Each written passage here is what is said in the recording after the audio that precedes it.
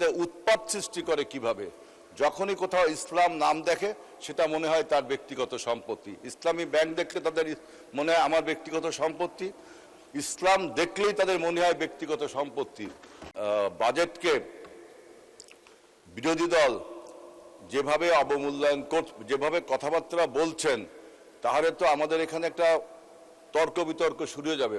আপনারা বাজেটের খারাপ দিক ভালো দিক বলুন, আমরাও খারাপ দিক ভালো দিক বলি, কিন্তু আপনারা এমন একটা অবস্থা সৃষ্টি করেছেন। সেই আখতারুজ্জামান ইলিয়াসের একটা উপন্যাস, একটা ছোট গল্প ছিল, দুধ ভাতে উৎপাত। এখন আমাদের দেশের মানুষ প্রায় 90% ইসলাম ধর্মের মানুষ, 90% লোক ইসলাম ধর্মের মানুষ, এবং একটা শান্তিপ্রিয় ধর্ম। অর্থাৎ দুধ ভাতের মতো পরিস্থিতিতে আমরা বসবাস করি, সবাই সম্প্রীতির মাধ্যমে, ধর্মীয় সম্প্রীতির মাধ্যমে বসবাস করি।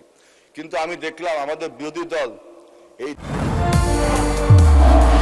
নির্মাণে নাম্বার 1 শাহ সিমেন্ট দুধ ভাতে উৎপাত সৃষ্টি করে কিভাবে। যখনই কোথাও ইসলাম নাম দেখে সেটা মনে হয় তার ব্যক্তিগত সম্পত্তি। ইসলামী ব্যাংক দেখলে তাদের মনে হয় আমার ব্যক্তিগত সম্পত্তি, ইসলাম দেখলেই তাদের মনে হয় ব্যক্তিগত সম্পত্তি।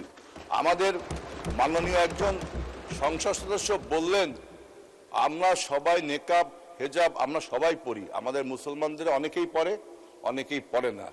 ইসলামে কোনো ড্রেস কোড আছে কি নেই এটা আমাদের তাদের কাছে কোশ্চেন, কিন্তু হেজাব আমাদের সবাই ইসলাম হয়তো ম্যান্ডেটরি। আমাদের মাননীয় সংসদ বলছেন আপনার রম্য করে, আমি তো চিনতে পারলাম না, বা তার বন্ধুর ওয়াইফ। মাননীয় সদস্য এই ব্যাপারে অ্যাড্রেস করবেন না, অলরেডি আমরা একটা ডিসিশন দিয়েছি। প্লিজ আপনি অন্য কিছু থাকলে বলেন, আর না হলে বক্তব্য শেষ করেন। উৎপাত সৃষ্টি করছে যে ইসলাম দেখলে তার নিজের সম্পত্তি মনে করতে হবে, বাজেটে যদি কোনো ইসলামের নামে বরাদ্দ দেওয়া হয় সেটাও যদি তার নিজের সম্পত্তি মনে করে,